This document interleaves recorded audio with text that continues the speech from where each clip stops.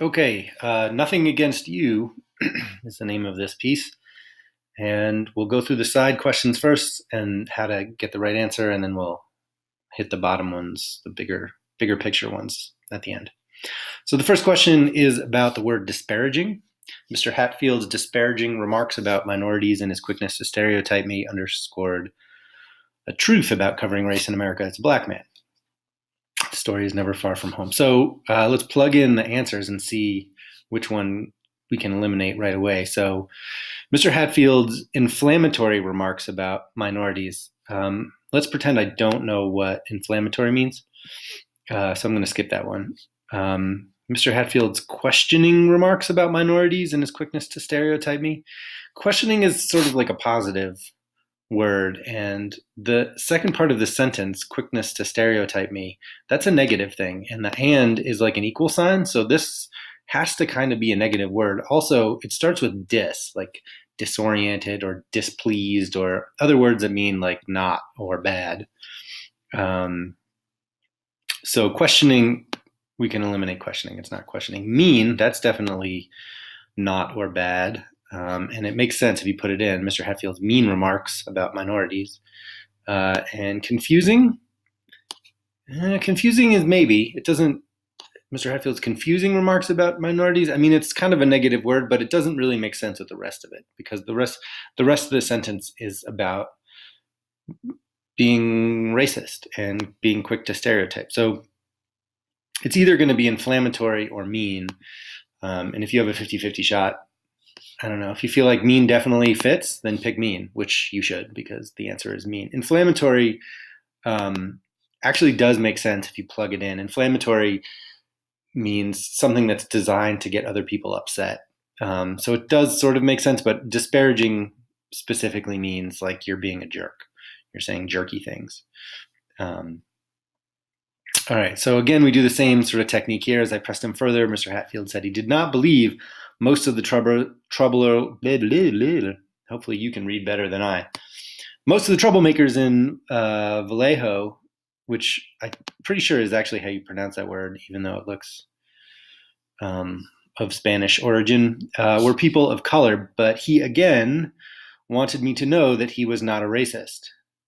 Okay, I don't see anything wrong with that. And if you look at the next couple, there's two wants and two wanted. It has to be wanted. It has to be past tense, because this word right here, the first verb in the sentence, I pressed him further, like it already happened. So we can eliminate B and D. It's got to be wanted me knowing that he was not a racist, or wanted me to know. And both of them are actually, one of them is a little bit more grammatically tight and correct than the other one. This one here is less grammatically tight. I don't think it's actually wrong, but this is the best completes the sentence option is A. Sentiments. They say this means that their sentiments do not come from a hateful place.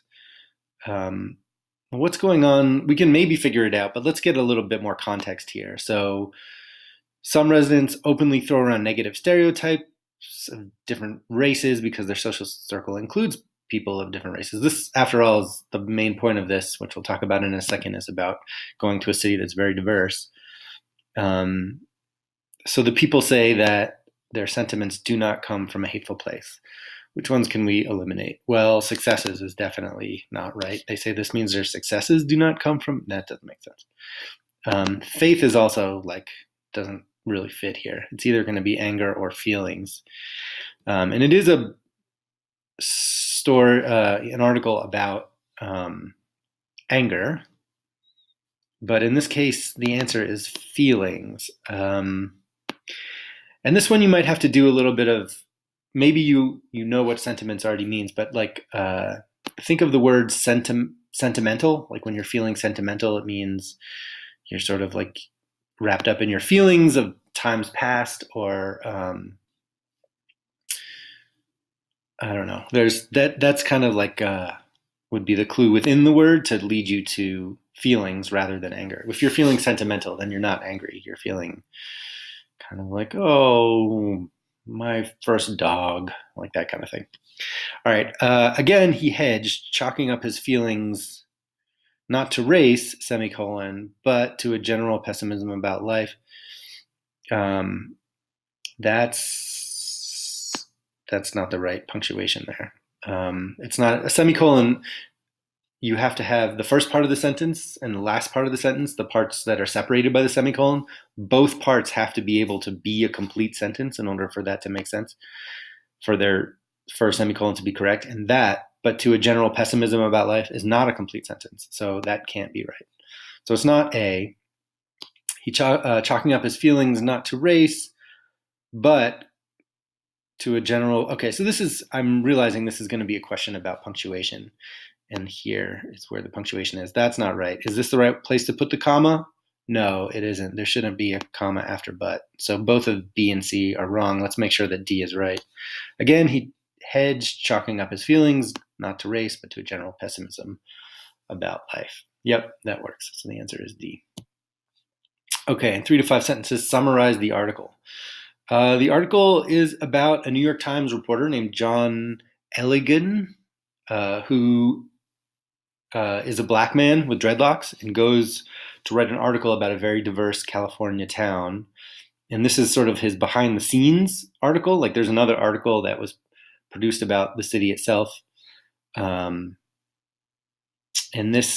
he goes and he meets a racist and talks to this racist guy, Mr. Hatfield, at a diner, and comes away thinking, you can sort of tell by the end that